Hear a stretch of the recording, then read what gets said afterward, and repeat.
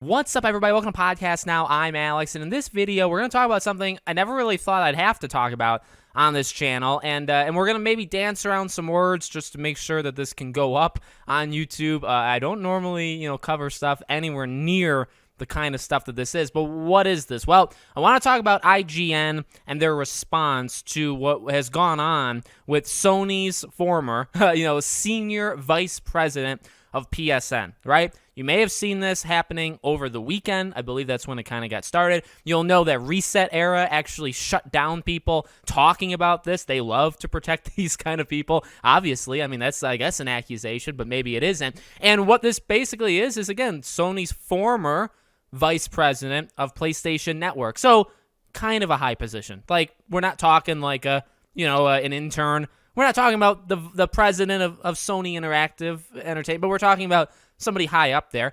He got caught doing some pretty bad stuff. He got caught fully knowing what he was doing, going to meet a 15-year-old for some stuff, knowing, and the certain word starts with an S, and he knew that the person was 15. And this came from, I believe, a third-party group that tries to, find people like this creep, right, that tries to out them. So, hey, bravo to the people that caught this guy. Great independent investigation and just, doing your own work. Awesome. I mean, these people don't deserve to be around on the streets. They deserve to be locked up. So thank God that you got them. What was interesting, and yes, I mean, that was the start of it.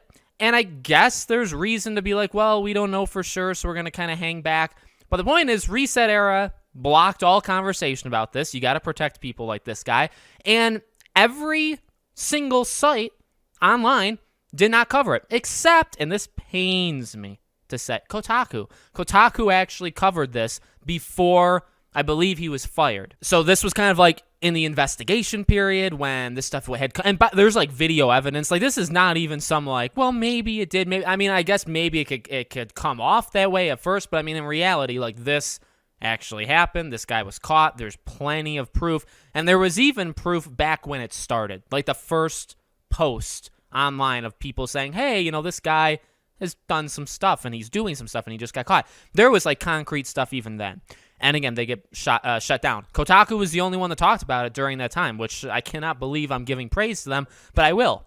Whereas everybody else under the sun didn't do it. They left it alone. Now, as I'm recording this Monday, 4 hours ago, IGN did make an article where they pretty much copied other articles that are going around. So they didn't really do a lot of work themselves, and you can kind of expect that from IGN. But Dan Stapleton, our favorite person from IGN, I mean, this guy honestly is a loser, and I really don't feel any like remorse for calling him that, because I'm going to link to Sophia Narwitz, who's an amazing person. You guys should absolutely be following on Twitter, an actual journalist, right? And she says Dan Stapleton of IGN doesn't think a high-ranking Sony employee being outed as a certain word is newsworthy. Meanwhile, the gaming media turned tweets, videos, and donations into week-long outrage cycles during 2021, moves which pushed those involved out of the industry. So what's she talking about? Well, somebody basically did something very brave, in my opinion, and something that I wish I have done, but like it actually blew up.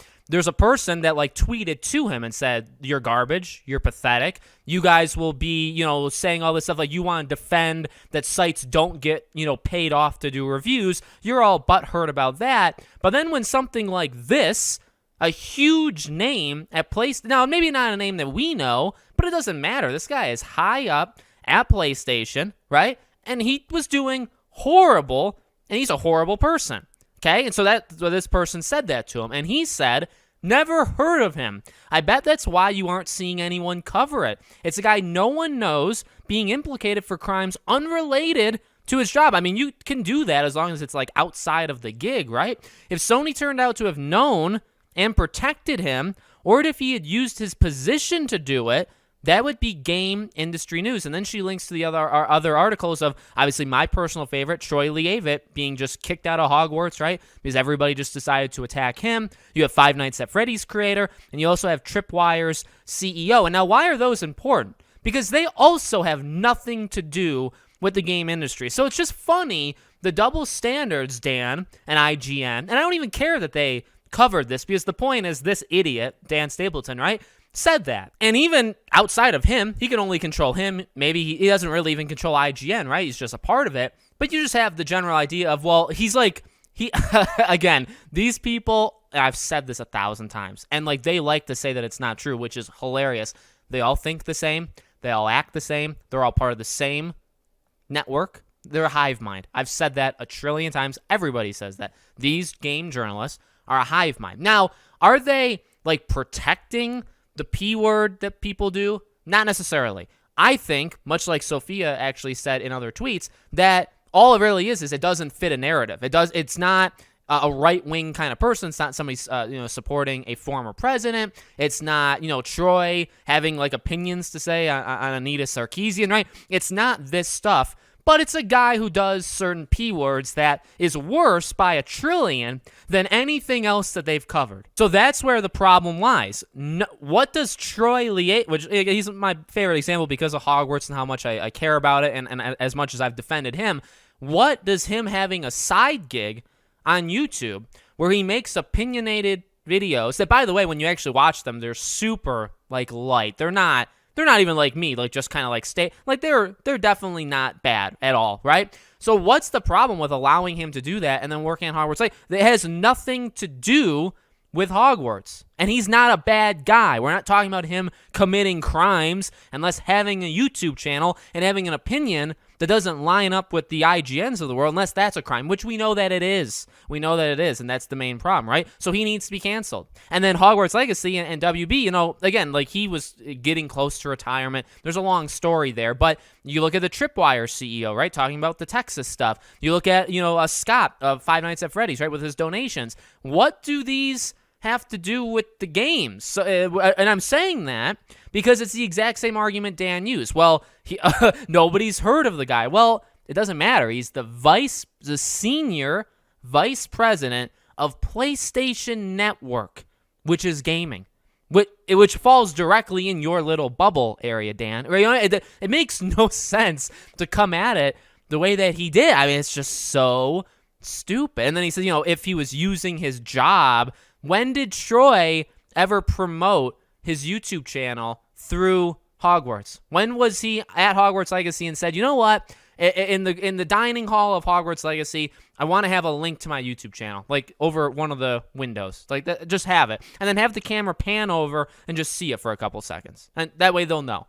And even if he did, it's not the same thing because he's not breaking any goddamn laws having a YouTube channel. You know what I mean? Whereas this guy does. So it's just pathetic. And then he said, if PlayStation was like backing him or supporting him, well, the funny thing about that is the real, and I'll make the accusation, I don't care. The real reason these sites don't do it, I think, is actually a mix. I do agree with the general idea that I don't think they're openly backing people that do this, right? I don't think that. But I do think they back big corporations, the money, right? Ads, having coverage and all that stuff. I mean, being in the in, or however you want to say it, right, in the know, costs something. It doesn't always cost money.